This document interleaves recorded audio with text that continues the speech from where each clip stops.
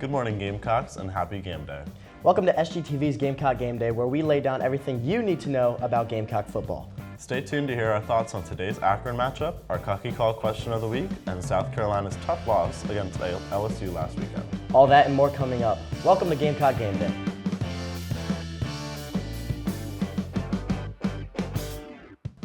Thanks for sticking with us, Gamecocks. I'm Sebastian Godun. And I'm Austin McConnell. Last Saturday, the South Carolina Gamecocks suffered a hard-fought loss to the LSU Tigers after leading for majority of the game. Quarterback Lenore Sellers started the Gamecocks off hot with a 4-yard rushing touchdown, followed by a field goal from Alex Herrera and a 10-yard rushing touchdown from Raheem Sanders. LSU was able to gain some momentum in the second quarter with 2 touchdowns and a field goal. Sellers answered back with a 75-yard rushing touchdown, the longest run recorded by a South Carolina quarterback in program history.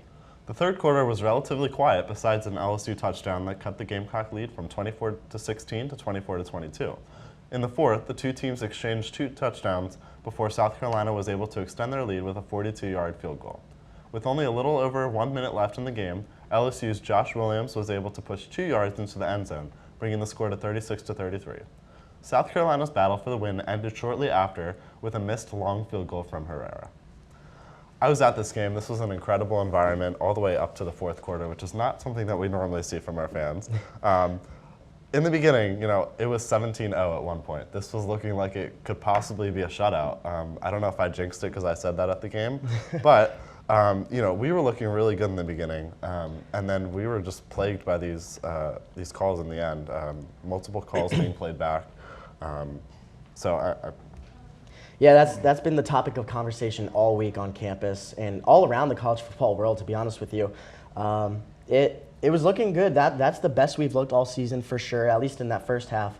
Lenore Sellers getting hurt in late second quarter was not ideal for the Gamecocks at all because we saw that drop off and we had to rely on the run game very heavily in the second half, which is not great when you run the same thing and go 3 and out every drive.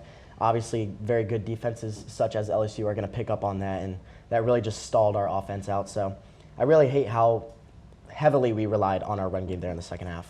Yeah, having to rely on that run game kind of reminded me of last season. Even when Sellers was in, he had 2 rushing touchdowns. Kind of reminded me of Rattler a little bit, who would often run the ball to get out of trouble there. We also had 2 rushing touchdowns from Raheem Rocket Sanders. He later went on to get 2 pick sixes recalled. And then also I wanted to talk about Kyle Kennard, 5th year. We talked about him last time. He had 2 solo tackles, but he also did cause 2 of the South Carolina calls to be called back. 2 of our defensive touchdowns to be called back. Kind of disappointing there. I mean, he is a 5th year. He has that experience, so not really sure what was going on. Yeah, I'm not sure if he was just too amped up. I mean, it was a rowdy crowd, like you mentioned, that it was sold out from the opening kickoff. Actually, for like an hour and a half before opening kickoff, we got in there around 10:30 and it was already packed. So it was definitely a rowdy crowd, but I thought overall it was a very even game. I thought both teams played very well at some point. Gamecocks, obviously had a lot more rushing yards than passing yards. LSU is quite the opposite. They had more passing yards than they did rushing, but 5-4 in touchdowns and 1-1 at the end of the day in interceptions. So it was very, very even statistically game. So I thought it was a very even game, like I keep mentioning. But it was an old-fashioned football game. Defense played phenomenal, but offense kept finding ways to score. 36-33 is a college football score and a half. So it was a very old-fashioned game that it was very fun to watch. But now that we've compared LSU and South Carolina, let's go in-house and talk about Lenore Sellers and Robbie Ashford. They both saw the field last weekend, and I know you were talking about it and you gave your thoughts to us off camera just a little bit, but what was your thoughts between Ashford and Sellers in the QB1 battle? Yeah, I mean, I know last week I kind of said that I had a lot of hope for Ashford, and I thought that we could really trust him, especially with the throwing game, and we wouldn't have to rely on running.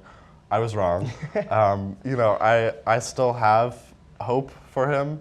I think that, as the season goes on, hopefully he'll get a little better with that passing game, and just in general, we won't have to keep redoing the same running plays over and over. But he had a 50% completion percentage in that game. Didn't even really try to throw the ball, which might have been for the better. He did have one really good long pass that got called back. But overall, I think, we saw really Sellers was excelling with that passing play, and it was really a detriment to us when he got called out.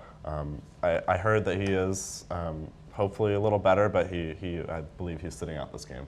So, which is good as long as we can still take this game.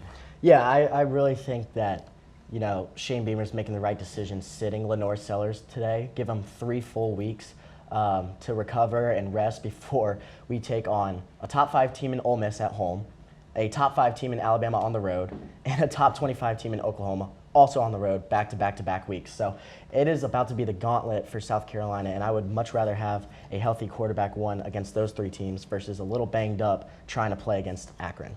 Yeah, no, I totally agree with that. I think it's important for us to let him rest, especially for that Ole Miss game, which should be another great one, hopefully another close one, hopefully another one where we see these fans coming out and really supporting for the whole quarter. Yeah, and I'm hoping South Carolina doesn't look too far in the past, back to last week. They take care of business today, get a big win.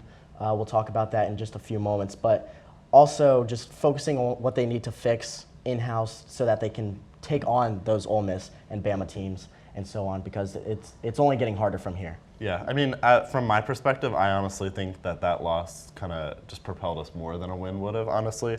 I think, especially for the fans and even for the team, I think a lot of people are just more riled up and ready to continue dominating this season. I've seen a lot of fans on social media are considering that a win and saying that we're 3-0.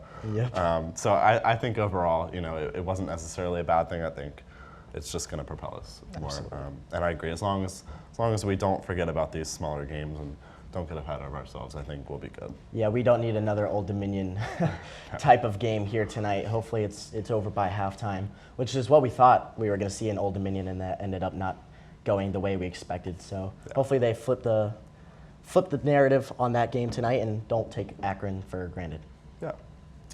This week we are introducing a new segment to Gamecock Gameday, Cocky Calls, hot takes from the Gamecock Gridiron. Today's Cocky Call: did the Gamecocks doom themselves after losing their 17-0 lead, or did penalties from officials decide the game? I'll say this. Everyone that watched that game, besides LSU fans, and you just mentioned it, agrees with us that we should be 3-0. We were screwed out of this win. 2 pick sixes getting called back, one of them being, you touched on them a couple times earlier, but a blindside block. It was aggressive. It was an aggressive block. I will say that. However, I don't necessarily agree with it. Neusmeyer was turning his hips. He started following our defender who was taking it for a house call the other way. He was going to make that play. I thought it was a good block, an aggressive block, but I thought that could have gone uncalled. And then another play later on in the game, which would have set up almost a game-winning drive for us, or at least bled enough clock to not give LSU the opportunity to get down there and score a touchdown.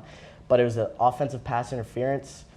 That was the one I've seen a lot of controversy on. I've seen a lot of TikToks and Instagram reels talking about it, being like, where's the call? Where's the call? They've zoomed in on our player who was essentially called for it. They don't agree with us. Or they agree with us that it was not a good call. Yeah. I mean, looking at the penalties against both teams, we had 13 for 123 yards, LSU 9 for 75, and these are the most amount of penalties called against the Gamecocks since 1998. I mean, looking at specifically, again, like you said, that offensive pass interference, supposedly, it was called on who was catching the ball. I think I saw a replay where they were looking down the field at someone else, and it could have possibly been called on them. But either way, the refs, I don't think they knew what was really going on there. I think they were a little mixed up there. And then the blindside block, I think it could have been a fair penalty. I think obviously the quarterback is the most protected position, especially in college. So I think he did turn, but I think it was, I'll be the devil's advocate here, I think it was a little bit of a fair call. Not that I wanted it to be, but, and then also I saw a few people talking about just like the head ref's experience. I mean, he and his team kind of were known to have messed up a few Alabama games, I think last year and the years prior, and people were just highlighting how he didn't have much experience. I think from today, he has 3 years of experience and started as like a high school or middle school clock clerk, and then made his way to the Sun Belt, and then now he's in the SEC, all within 3 years. So a little bit of a short time span. So a lot of people were pointing that out online as well. But I think it was a mix of the refs and also ourselves. The refs don't let a team come back 33 points when you're up 17-0. So I think, and Shane Beamer mentioned this in his press conference that it wasn't just the refs. That did contribute, especially towards the end when we were really struggling to come back. But they don't solely, create that environment where you're having to come back at the end. Yeah, I totally agree with you there. He mentioned in that press conference that he sent a few of those penalties to the SEC League office just for them to take a look at. But he also mentioned, and I agree with him and you, Sebastian, that we also shot ourselves in the foot. There's nothing a ref can do when we're offsides on 4th and 3, giving them a free first down when we could have very well made another stop. And I get it, they were out there for a long time. It was 2 o'clock in Columbia, South Carolina. It's very hot, the sun's out. So they were definitely exhausted. Our offense couldn't keep them on the field. And that's where I wanted to see our offense help out our defense just a little bit. But we already touched on that going 3 and out. Does not help our defense get back out there right after they just got off the field. Yeah, and I also wanted to just kind of point out our defense. At the end, there was a lot of frustrating plays where they, seemingly just forgot how to tackle or just couldn't, take anyone down, even on when LSU was returning punts. It was really frustrating as a fan, at least. Yeah.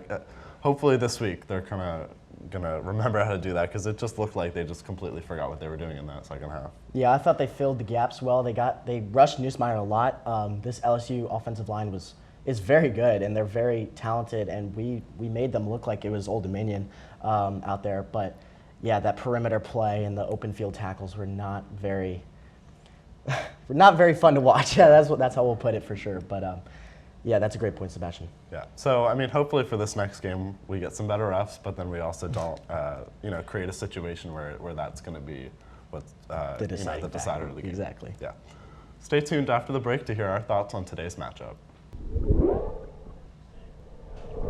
Welcome back, Gamecocks. Before South Carolina can get some rest on their 13-day game break, they have one more game to play tonight against the Akron Zips. This will only be the second time the two teams have met, with the last time ending with a Gamecock win in 2018. A win for the Gamecocks today would put them at 3-1 record going into the bye week. That'll be the first time since 2017 they've started 3-1. That year they beat Michigan 26-19 in the ReliaQuest Bowl. So it's been a while since we've seen some early season success for the Gamecocks. What's your prediction for today? My score prediction is going to be 45-14. I know that is a little ambitious, especially with Ashford in here. I kind of considered that with assuming that Sellers would be starting, but I think that Ashford, hopefully will look a little better this week. As long as we're not again plagued by stupid mistakes on the field, I think that we can kind of get there. I am kind of hoping. Again, to see what Ashford can do, but then also to see the defense get back on their game. We're not making stupid mistakes with that as well, not forgetting how to tackle. And then also, I just want to see us not get over-ambitious, not get cocky against Akron tonight. I did see a statistic. I think the last time we played Akron, we had like a 10 or something close to their game losing streak afterwards. So hoping and praying that doesn't happen tonight.